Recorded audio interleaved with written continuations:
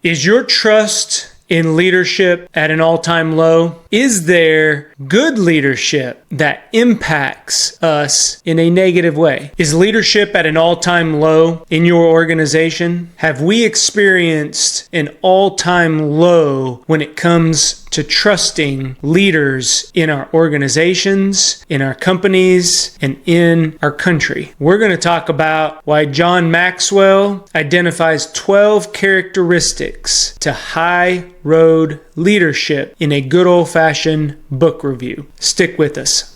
Welcome everybody. Welcome everybody. Welcome everybody. Welcome everybody. Welcome everybody. Welcome everybody. I am your host, John Espinosa. I am your host, John Espinosa, to the Leaders Leading Leaders podcast. Hey everyone, John here. Welcome to the Leaders Leading Leaders podcast. Today, we're going to do another book review. I got a lot of great feedback from the last book review that we did on James Clear's book, Atomic Habits. So what better book to talk about than from the GOAT himself when it comes to leadership, Mr. John Maxwell. And today we're going to discover the 12 characteristics that he talks about in his latest book, High Road Leadership. Now, just a little summary before we dig into some of my favorite characteristics out of the 12 that he discusses. First of all, welcome to those new listeners out there. This is the second time that we have done a book review, and I got a lot of great feedback from the last one. Again, I just want to preface this by saying these are my takeaways from the book, High Road Leadership by John Maxwell. By no means is this a complete summary. I try to keep these things pretty compact, our podcast, our episodes pretty compact and short. So there's no way that I could possibly go over the entire book, but I would encourage you, if you are thinking about getting into leadership, maybe if you have a leader that you mistrust, or you're a senior leader and you've seen this trend of just really low trust, low respect, low appreciation for leadership. I found in a lot of the organizations that I have helped over the past 15 to 20 years. And I've seen leadership people be very hesitant to get into the leadership role. I was one of them. So I'm speaking from experience. I've mentioned a couple times on these episodes that I didn't ever see myself getting into an official managerial type leadership position. I had always led people. I was comfortable with leading people. But when it came to taking that leap of really getting into a formal leadership position, carrying the title of manager, supervisor, team lead, whatever your organization titles that leadership position, it took me quite a while. And it wasn't necessarily that I had distrust in leadership, but I saw leadership deal with putting out fires all day long. And they weren't getting to do really the tasks. And some of these that I'm going to bring out, the 12 characteristics that John talks about in the book, I didn't see that in my leadership. I saw pockets of that in some of the senior leaders in the organization, or when I'd go work with small businesses or small groups, there were pockets of that. But talking to employees on breaks, in the hallway, just by me walking by and asking them how things were going, how they liked working at the company, the specific organization that I was at that time, there was a lot of any of you out there experience your organization, everything, and John, this is his motto, everything rises and falls with the leader. So it's important as leaders that we understand. And that could be a leader of a small business. It could be a leader of your company. It could be a leader that carries a formal title of a manager, supervisor. It could even be leading your family or leading the organization that you volunteer for. Whatever your leadership looks like in your specific leadership journey, these 12 characteristics are going to play an important part in how I think leaders carry themselves and the mindset that they bring with them to leadership every day. So first of all, I want to acknowledge those new listeners out there. Thank you for joining us and welcome to the Go Be Great community. For those listeners that have continued to support us along the way, thank you. It means a lot that you spend the time with us listening, and hopefully you're the one of the ones that commented or gave me a thumbs up on the last book review. So if you're enjoying what you're hearing so far, and when you get to the end and you say, wow, that added value to me, give me a thumbs up. That lets me know that you all are, that gives me a little bit of feedback and lets me know to continue doing these throughout, because I'm always listening to audibles, because I'm always listening to audible books or podcasts. I do read books, read physical books every once in a while, but it's easier just for me to pop it in my ears when I'm on the go, whether I'm grocery shopping, whether I'm out on a run. Airplanes are perfect places to listen to audible books. On the road trips, my kids, they know I don't even listen to music anymore or talk radio. A lot of it, pop in an audible book, and we finish a book by the time we get to whatever destination. Let me know out there in the comments, those that do listen to audibles, are you able to listen into it like at a faster speed, like 1.5, 2.0, 2.5, 3.0? I have some friends that they put that audible on like 3.0, and I tell you what, it's like going and listening to an auctioneer. The fastest that I can go is 1.5. Any faster than that, I feel like I'm at an auction. So let's dig into this. One of the things, first of all, to understand, and John talks about this in a couple different podcasts that I've watched with people questioning him. Ed Milet interviewed him. He has a podcast with Jay Shetty, I believe, that they talk about this book. And he explains it as a picture book. He said he wrote it for his grandkids, and each chapter identifies a characteristic that he believes high road leaders possess, and then it goes into what that looks like. And it points back to this, that leaders, we can't ask for change. We have to show change. And I think that's a very important point to understand as we start unpacking a couple chapters within this book. One thing that, I always gravitate towards is leaders that paint the picture for me. I'm a very practical person. I like practicality when it comes to leadership, when it comes to really mindset practices, when it comes to anything that I dig into. I want to take something away from the event and apply it almost immediately. I'm just that type of person because I want to see if it works. If it doesn't work, I want to see where I can tweak it to make it work. I'm a fixer by nature, so I love to get in there, get my hands dirty, and start implementing whatever that I've learned. And I hope that I'm doing that for you all, that I'm adding value, that you are able to take away at least one thing from these episodes and apply them. So I picked out 4 of the 12 chapters that really spoke to me. And the first one that John talks about is valuing all people. And he comes at this from a very spiritual standpoint.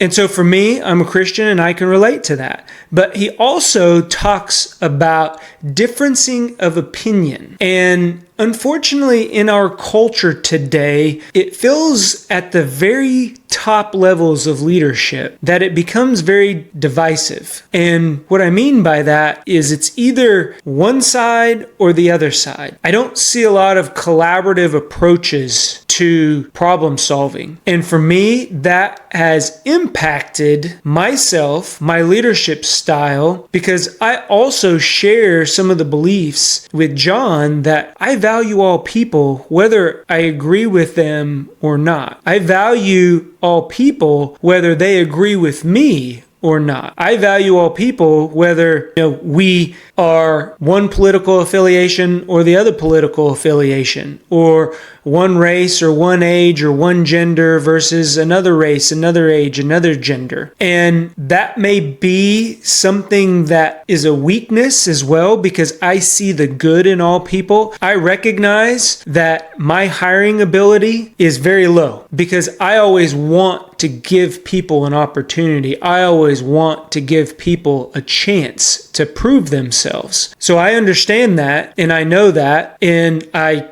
find ways to make sure that I don't fall into that trap, that fallacy. So there's things when I talk about valuing all people that you also have to understand there's always two sides to the coin. And I don't want you to walk away from this thinking that the 4 that I picked out are the most important 4. They were the ones that really spoke to me. And when I talk about, and when I heard John define or describe valuing all people, it really resonated with me because I think at the end of the day, people want to feel, I think at the end of the day, people want to feel, I think at the end of the day that people want to feel as if they belong to something greater, whether it's a community, whether it's a cause, whether the job or a organization. They want to feel a sense of I'm giving something. I truly believe that. People want to give more.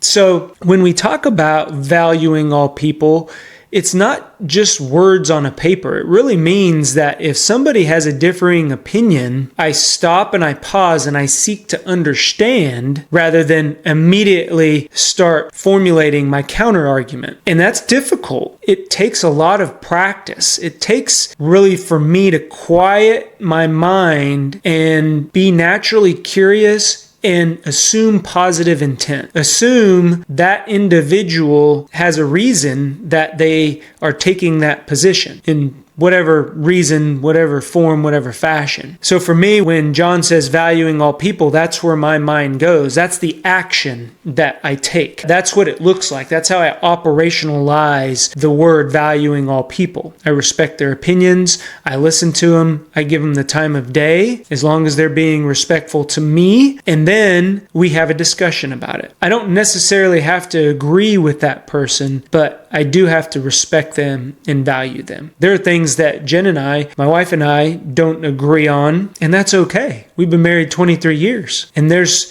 certain things, though, that even though we don't agree, doesn't mean that I don't love her any less. And that's what essence of really valuing all people means to me. Whether you agree or disagree doesn't mean that I don't value you any less. So chapter, value all people, really spoke to me. Really resonated with a lot of how I approach my leadership, my philosophy. The second one is developing emotional capacity. And you hear me talk about capacity, developing capacity within our teams all the time. So the word capacity is increasing your bandwidth, increasing the time, increasing your knowledge, skills, ability, all of that is capacity. So when John describes developing emotional capacity, he describes it as coming out of failure, dealing with conflict, any adversity that you deal with. That's what developing that emotional capacity, the ability to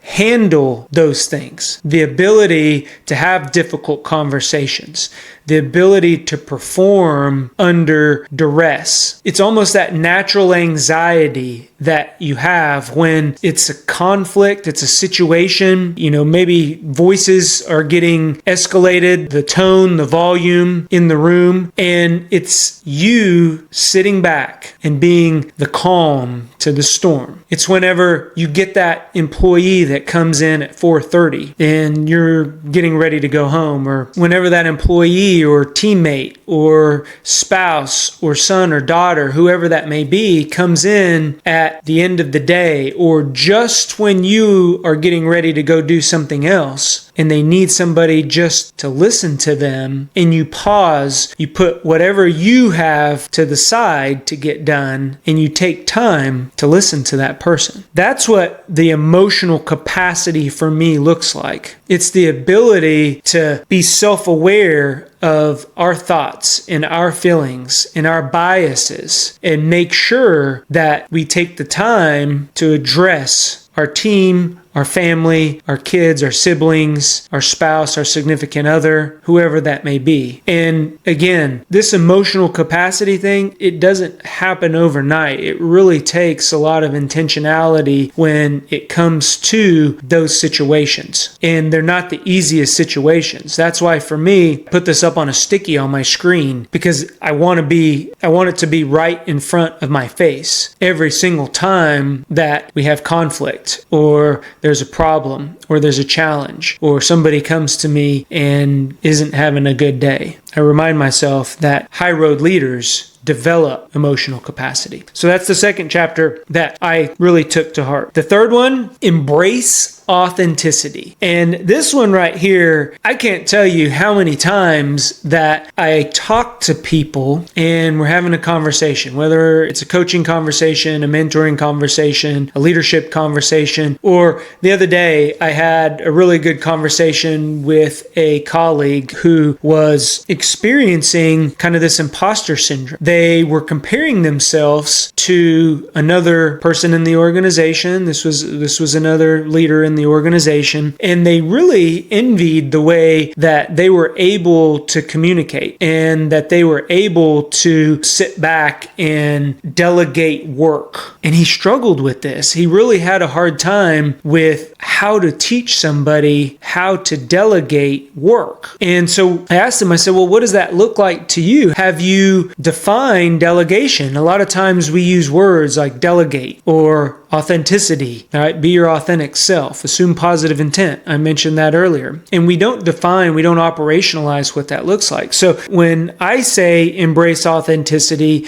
be your authentic self, you have to develop your own leadership style. Yeah, you can pick and pull from, your experiences. It's a leader that you were like, that's not what I want to be, right? Or maybe it was a leader who you really looked up to and you want to take some of what they are, their characteristics, their attributes, and use them yourself. That's how we learn. We're human beings. We learn by observation. But in the end, you have to be yourself, because when things get tough, guess what happens? We revert back to our comfortable world ourselves. And if we're always trying to live up to somebody else's standard, that's not who our authentic self is. And no matter whether it's good time or a low time, we're riding the crest of the wave or we're down in the trough. As leaders, if we are authentic selves, we show up the same in both situations, and that creates consistency. And we talked about consistency. So being your authentic self is something that I try to exercise, I try to practice through consistent behavior, through showing up consistently for my team, for my family, for my business every single day, and not missing 2 days in a row. That one's the third one. And then the fourth one, I left this one for last because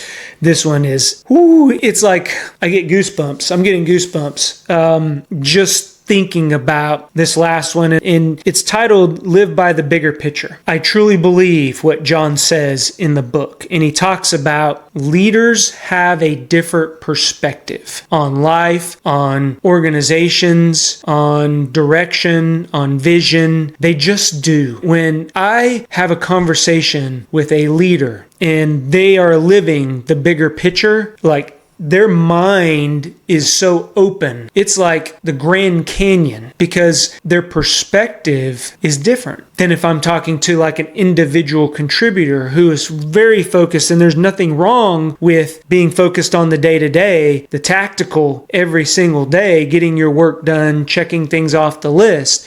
But leadership isn't like that. Leadership, sometimes we don't finish our list. And then, oh, by the way, things get added to that list as we're trying to finish the things on our list. So then we get into prioritization, work-life integration, all of that, right? But leaders, and he says this, John says this in the book, they see more than others and they see it before others. And so when you think about that, do you have somebody in your life that is like, just you talk to them and they're out there? I mean, they are visionary. They are, once probably were described as, they're a little weird. I consider myself a little weird.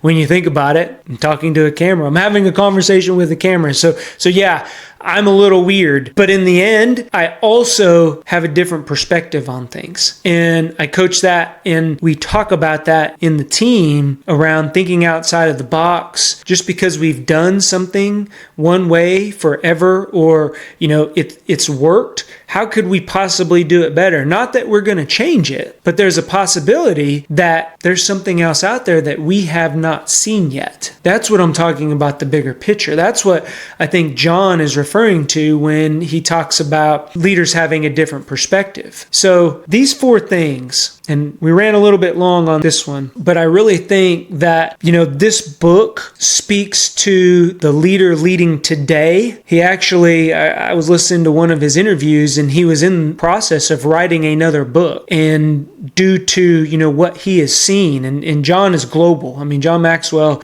countries invite him in to talk to their leaders about leadership. He's forgotten more about leadership than I will ever know. So he felt that this book was needed, and it was needed now more than ever. So I would encourage you to go out, pick up the book, purchase a credit on Audible, whatever your preference is. Read through it, listen to it. I've read through it at least twice, and then I go into the individual parts. It's the great thing, and just listen to the chapters. I did that to prepare as I was journaling today for this podcast.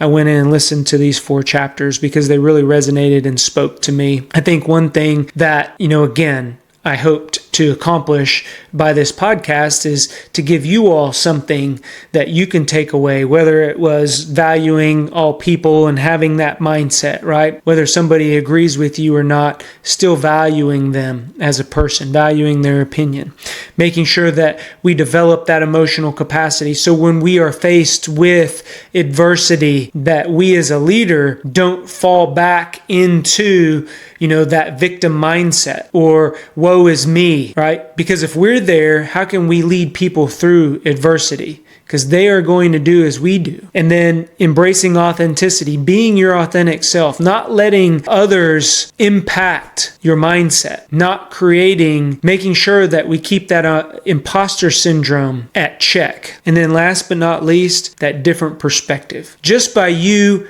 clicking on this thumbnail for this episode lets me know that you all out there have a different perspective. So be proud of that, because you are all leaders. I believe in you. I appreciate the time that you spend. I hope this added value to you all. Give me a thumbs up if it did. Put a comment down. Let me know, what book that you have read or that you would like for me to do a little book review on. I love getting recommendations, especially for books. I keep a list in my notes section in the phone. I'm always, have a book in the queue once I finish one. Go be great. Remember, it starts with you, the leader. As we increase our capacity, we overflow our cup. That's when we're allowed. Remember, as leaders, when we maximize our value, when we overfill our cup, that gives us the ability to go pour into others and get them to where they are going. Go be great. We'll talk to everyone later. Bye-bye. If you like what you're hearing, do us a favor, click on that subscribe button, give us a thumbs up, or leave a comment. That lets us know that what we are putting out benefits you. If you want additional information or resources or learn how to work with me, head on over to thejohnespinosa.com, because when we become better versions of ourselves, it helps us get others to where they're going. Go be great. Talk to everyone later.